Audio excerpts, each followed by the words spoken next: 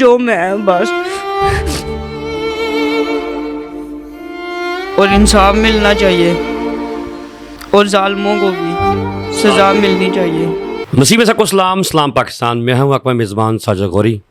आप देख रहे हैं प्रोग्राम कड़वा सच साजिद गौरी के साथ। नाज़रीन, जब मैं कोई भी प्रोग्राम शुरू करता हूँ तो मैं ये अल्फाज बोलता हूँ, मसीह में सबको सलाम।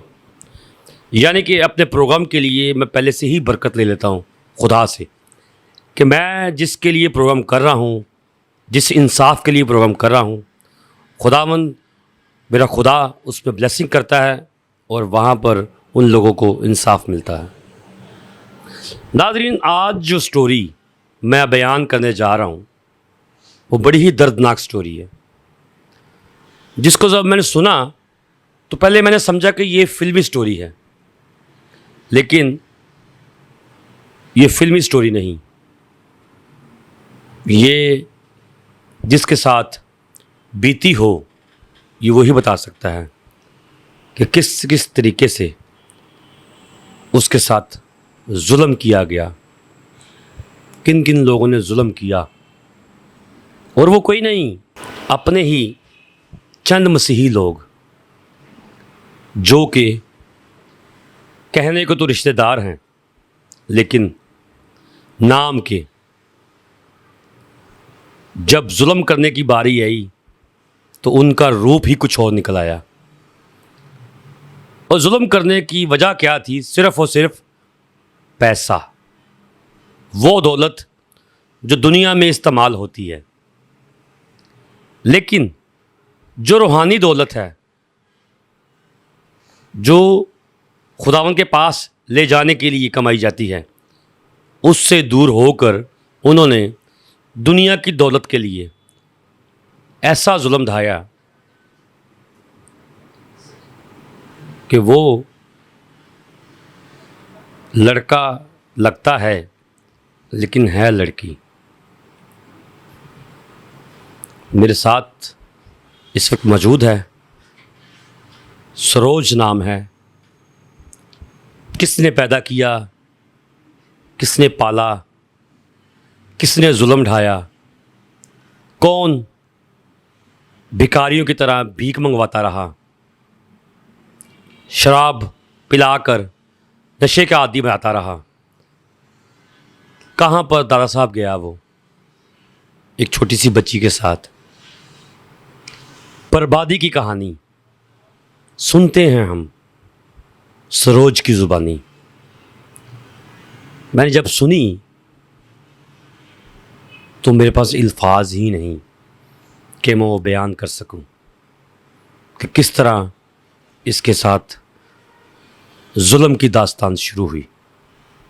सरोज, आपके साथ जो जुल्म और ज़्यादती हुई है, जो आपके साल गुज़र गए हैं, वो तो कोई नहीं दे सकता, लेकिन ये जुल्म की दास्तान कब शुरू हुई?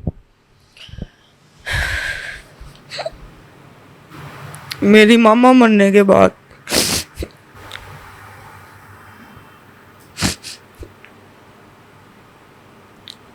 इसमें कौन कौन शामिल थे जिन्होंने आपको बर्बाद किया, नशे पे लगा दिया, शराब पिलाई और आपको भिखारियों की तरह लेके बाहर मांगते रहे एक छोटी बच्ची के साथ?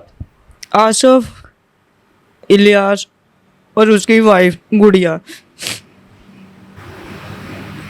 इन्होंने बहुत जुल्म किया है मेरे साथ, यहाँ तक कि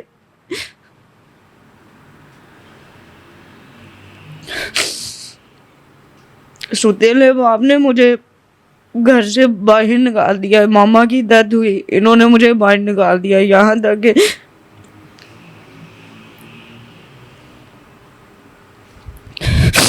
आप देख सकते हैं कि इसके पास अल्फाज नहीं कि ये अपनी बर्बादी का रोना रो सके। इसकी आप शक्ल देख लें, इसकी उम्र जैसे कोई 13-14 साल का बच्चा लग रहा हो, लेकिन आईडी कार्ड के मुताबिक इसकी 27 साल उम्र है।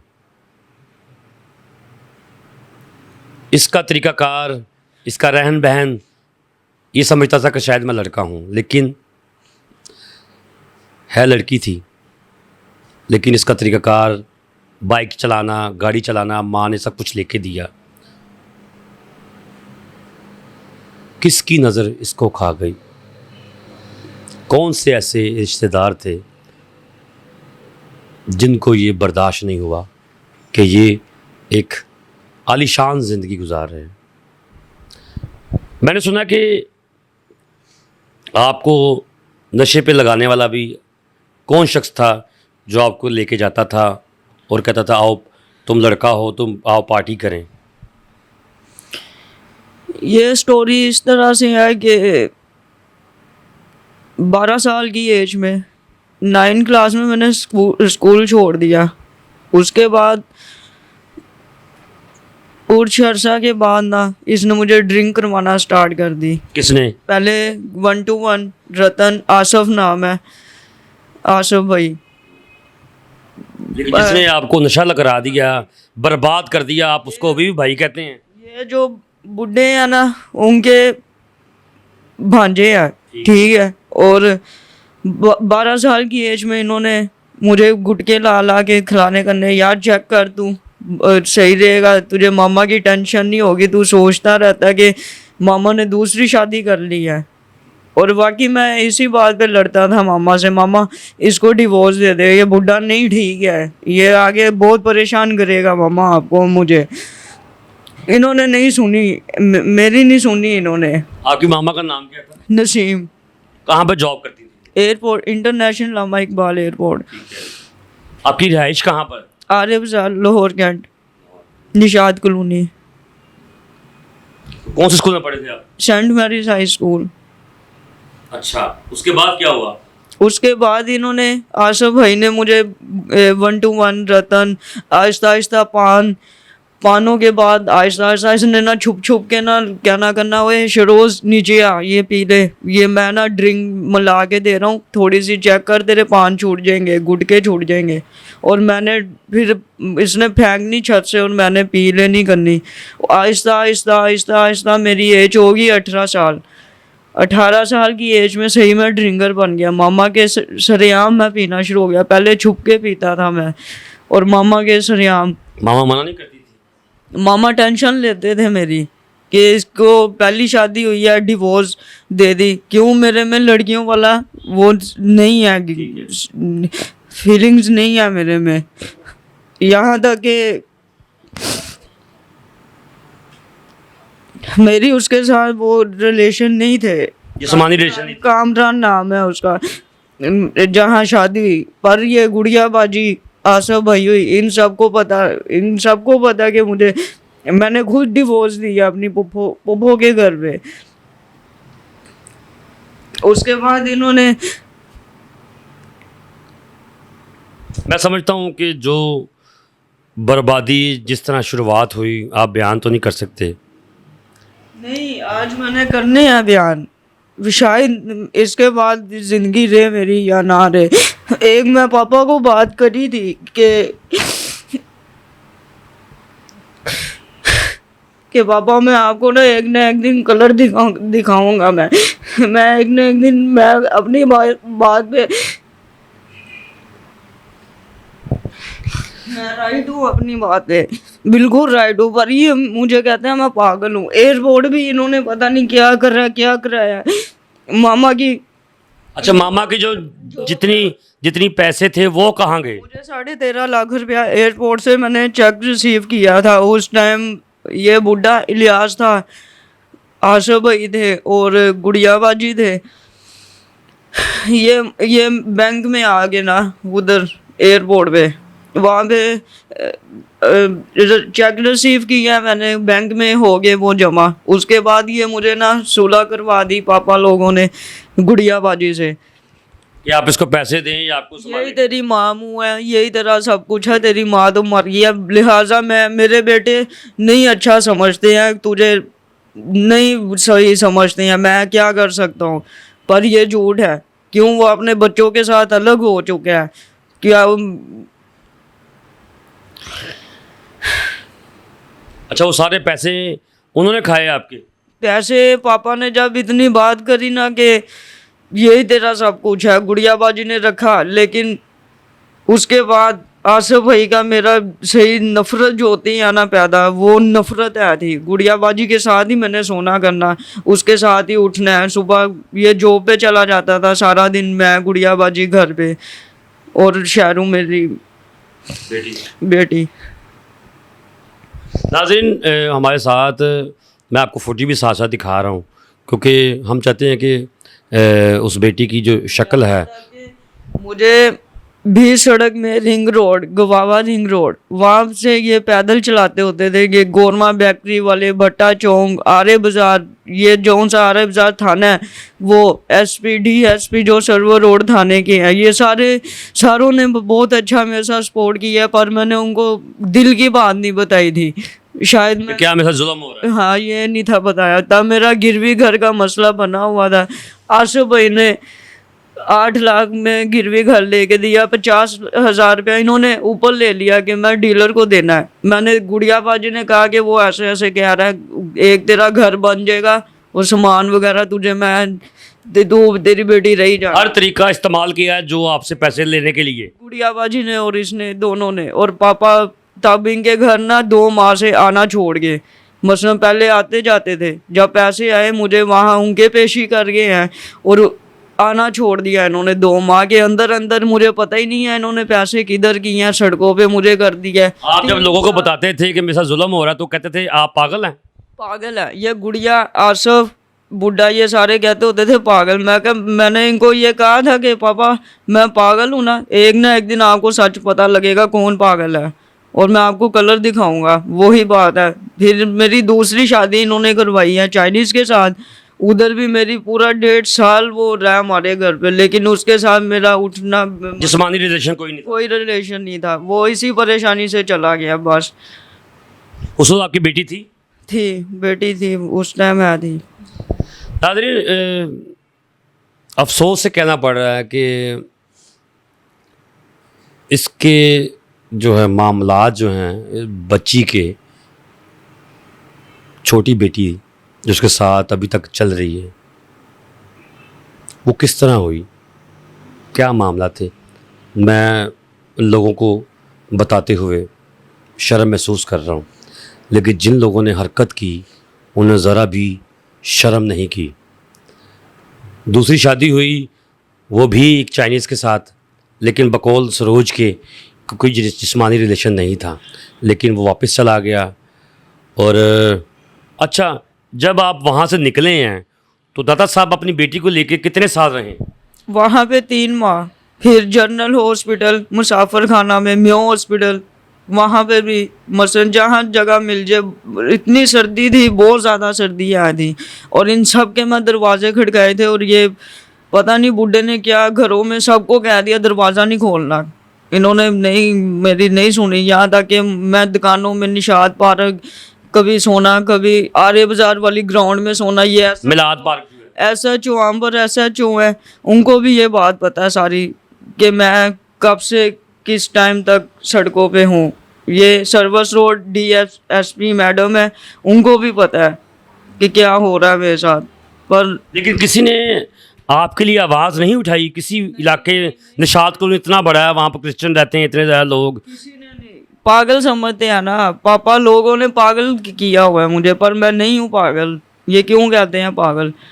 यानी कि नाज़रीन, झूठ का।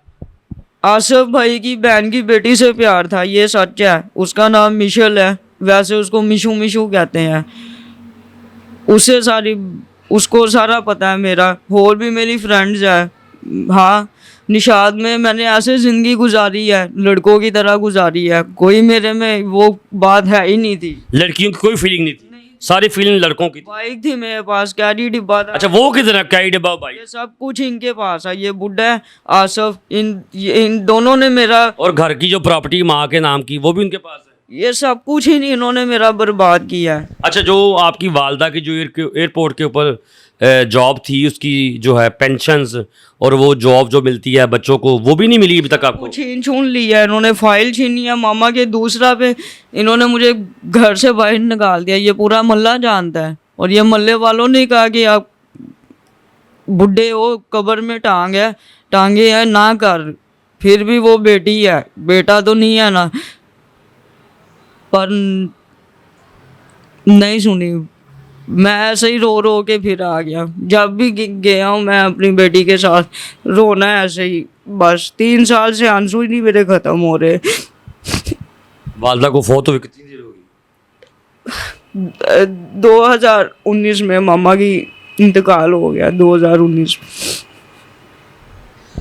नाज़रीन, 2019 से लेके अब तक इसी तरह ही ये अपनी बच्ची को लेके और मैंने अपने आप को कट देने करने, यहाँ तक कि मैं नब्ज़ अपनी काटी हुई है ज़िंदगी से तंग आके। तंग आके। एक्सीडेंट भी मैं अपने किए हैं, पर खुदा मुझे बचाता रहा। पता नहीं, समझ ही नहीं आई है क्या हो रहा है। उस्ताद है मेरे जिन्होंने मेरा साथ दिया है, और तारक गिल अंकल साहब हैं, और आप हो मेरे साथ, और यहाँ ऊपर वाला है। नेशनल न्यूज़ हर उस क्रिश्चियन कम्युनिटी के मज़लूम के साथ है, आवाज़ बनने के लिए तैयार है कि जिनके साथ जुल्म और ज़्यादती हो रही है। नाज़रीन, मैं ये बड़े अफसोस से कहना चाह रहा हूँ कि 19 से लेके अब तक इसकी जो बर्बादी के साल गुज़रे हैं वापस तो नहीं आ सकते। लेकिन जो लोग इसको पागल कहते थे, इसने अपनी वो बेटी छोटी, उसको जहाँ तक पाल के इतना बड़ा किया, तो क्या पागल बच्चे ऐसे कर सकते हैं? क्या पागल तो लोगों को मारने के लिए दर बदर फिर रहे होते हैं, लेकिन जब ही सच बोलता था तो इसको पागल कहा जाता था। यानी कि हर वो इंसान जो कड़वा सच, यानी कि जो मेरे प्रोग्राम का नाम है, वो कड़वा सच जो कि बोलने के लिए लोगों के सामने आता है, तो लोग उसे कहते हैं कि शायद ये पागल है। लेकिन इसकी स्टोरी बिल्कुल सच है, और ये अपनी बर्बादी की दास्तान जब सुनाता है किसी को, तो ये अपने आप को अभी भी कहता है मैं लड़का हूँ।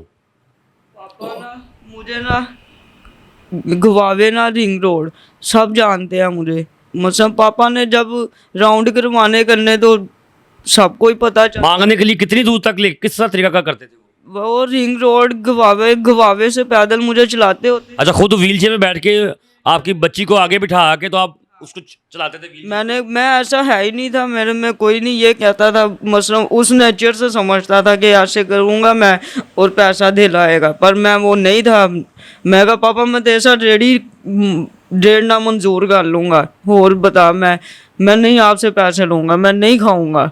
और मैं ये सारों को रिश्तेदारों को पता है कि मैंने ना 3-3 दिन की रोटी ऐसे लटकी लुटकी होनी, मैंने पकड़ के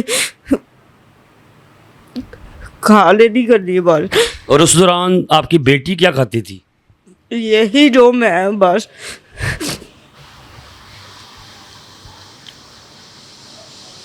बड़ी बड़ी दूर लेके जाते रहे। निशाद कॉलोनी से पैदल चलाना इसने 7 स्ट्रीट 7 है, ये जहाँ जहाँ भी मैं जाऊँ ना वो बताएंगे आपको कि ये वाकई सीन हुआ है इसके साथ। नाज़रीन, मुझे ये सुन के स्टोरी मेरी आंखों में भी आंसू आ गए।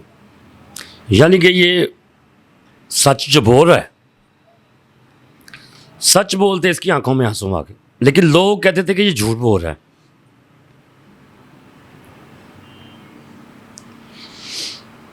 मैं समझता हूं कि TMG फाउंडेशन जो है, उनकी जो जनरल सेक्रेटरी है मारिया, किस तरह वो अपनी मसीही कौम के औरतों के साथ, बच्चियों के साथ जब जुल्म और ज़्यादती होती है तो उनके साथ खड़ी हो जाती है। मैं सल्यूट करता हूँ उस खातून को, मारिया को। मैं इस वक्त TMG फाउंडेशन के ऑफिस में ही मौजूद हूँ। मुझे जब इन्होंने बताया कि हमारे पास एक ऐसी स्टोरी आई है जो कि दिल दहला देने वाली स्टोरी, और मैंने जब ये स्टोरी सुनी, आप देख सकते हैं कि सरोज जब भी आवाज़ अपने हक के लिए उठा रही है और रो रही है। मैं साथ साथ आपको फुटेज भी दिखा रहा हूँ कि जो इसकी बेटी है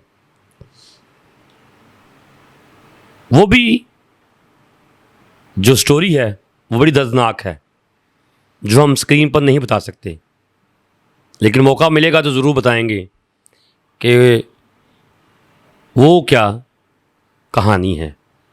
क्योंकि एक कहानी उठाएं सरोज की तो दूसरी कहानी सामने आती है, दूसरी उठाएं तो तीसरी कहानी, तीसरी उठाएं तो चौथी कहानी। यानी कि बर्बादियों की, जुल्म व सितम की कहानियों का एक गट्ठा सा उठाकर सर पे ये दुनिया के जुल्म व सितम में घूम रही है एक बच्ची के साथ। और आखिरकार जब अपनी इंसाफ की आवाज़ को आप तक पहुंचाने के लिए, मसीह कौम तक पहुंचाने के लिए टीएमजी फाउंडेशन के दरवाज़े पर दस्तक देकर उनके ऑफिस में आई तो नेशनल न्यूज़ भी वहाँ पहुँच गया।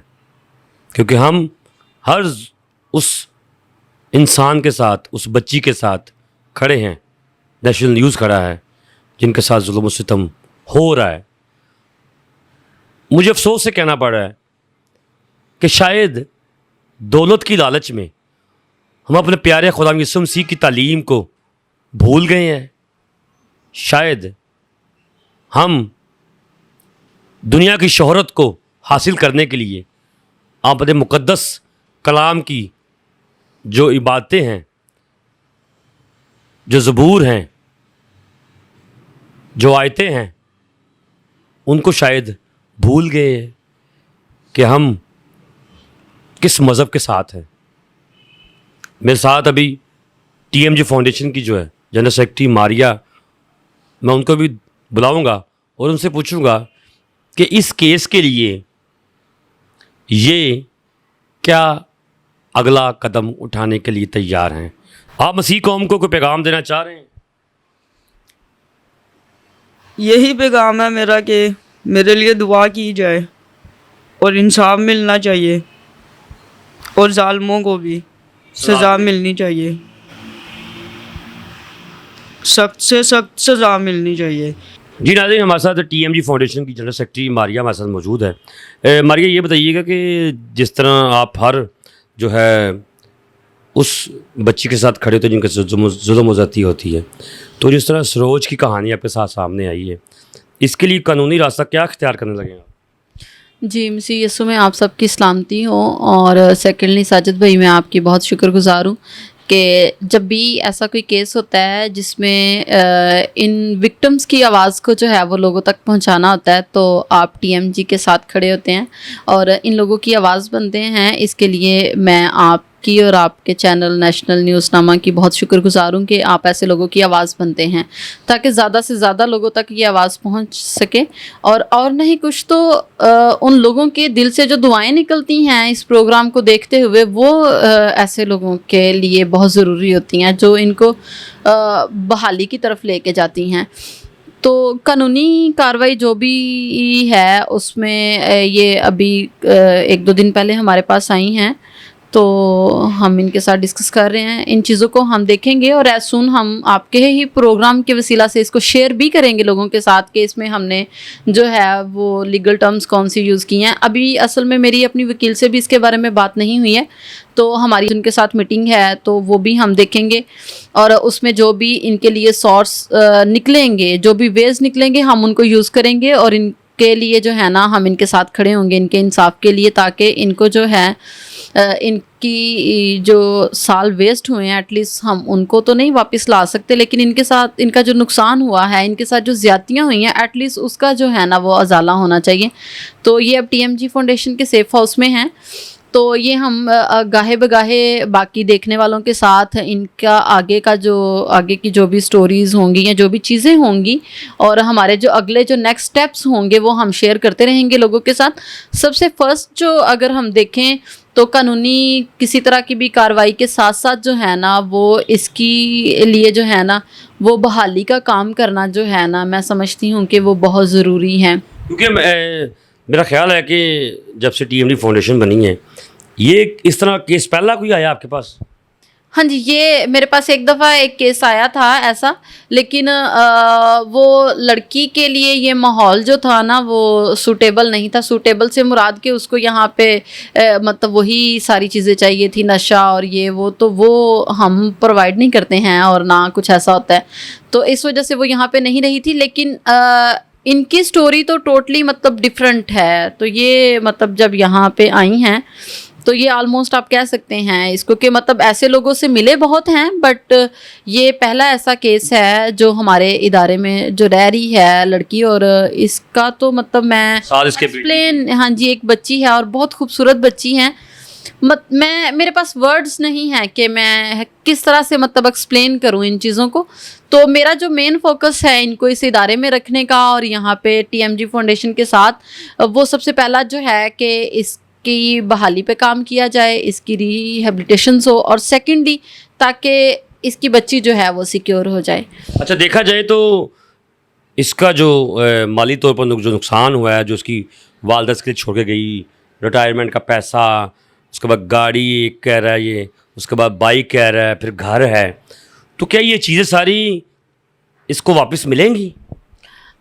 इसके लिए ये साजिद भाई मैं अभी कुछ कह नहीं सकती हूँ, डिपेंड करता है। हम इसके लिए पूरी कोशिश करेंगे कि इसका जो सरमाया जो था, इसके जितनी भी चीज़ें, इसकी जो सेविंग्स थी, इसकी या इसकी माँ की जो सेविंग्स थी, वो उन लोगों ने इसके साथ ज़्यादती की है, और हम उसके लिए जितना भी हो सकेगा टीएमजी फाउंडेशन के प्लेटफॉर्म पे, वो हम उसके लिए तो एफर्ट करेंगे ही करेंगे। मैं अगेन फिर कहना चाह रही हूँ कि हमारा मेन फोकस इसकी ज़िंदगी को बचाना और इसकी बच्ची की ज़िंदगी को बचाना है। क्योंकि मैंने सुना है कि ये जो रुपया पैसा है, ये अगर ज्यादती की है किसी ने तो उसका अजाला जो है वो होना चाहिए, उन लोगों को सज़ा मिलनी चाहिए। उन्होंने ज्यादती किया तो हम उसके लिए इसके साथ खड़े हैं। बट अगर ये खुद स्टैंड हो जाएगी, जिस तरह से अभी आप देख रहे थे कि ये बात करने की पोजीशन में नहीं है, मैं ये जब से मेरे पास आई है मैंने इसको देखा है कि ये ज़्यादा टाइम इसी सिचुएशन में रहती हैं और बात पे रो पड़ती है, पे रोने लग जाती है, और फिर इस तरह से। और ये तकरीबन 2 दिन से मेरे पास है और मैं मतलब इसको ऑब्जर्व कर रही हूँ, चीज़ों को देख रही हूँ। तो हाँ, सबसे मेन जो है वो हम इस पे कर रहे हैं कि इसकी उन चीज़ों की रिकवरी के साथ साथ हम इसकी लाइफ को भी जो है वो बहाली की तरफ लेके जाएं। बहाली की तरफ, इसकी लाइफ बहाली की तरफ जाएगी तो इसकी बच्ची का फ्यूचर जो है वो रोशन होगा। यानी कि आप कह सकती हैं कि जिस तरह ये ज़माने की जो ठोकरें इसने खा ली हैं, वो मासूम सी बच्ची तो नहीं खा सकेगी। नहीं, जिस तरह बिल्कुल आप सही कह रहे हैं, जैसे ये बता रही है कि वो बच्ची को लेके सड़कों पे रही है, फिर जाके इधर दाता दरबार में रही है, इसने हॉस्पिटल्स के मुसाफिर खानों में स्टे किया है अपनी बच्ची के साथ। तो मेरा जो है, मैं तो यही चाहूँगी, खुदावंद में होते हुए, इंसान होते हुए मैं कुछ भी नहीं हूँ। हम शायद इसके लिए कुछ कर भी नहीं सकते हैं, बट मसीह में हम सब कुछ कर सकते हैं। और मैं खुदावंद में होते हुए इसके लिए यही चाहती हूँ कि इसकी बच्ची जो कुछ इसने बर्दाश्त किया है, एटलीस्ट वो नन्ही सी जान बर्दाश्त ना करे।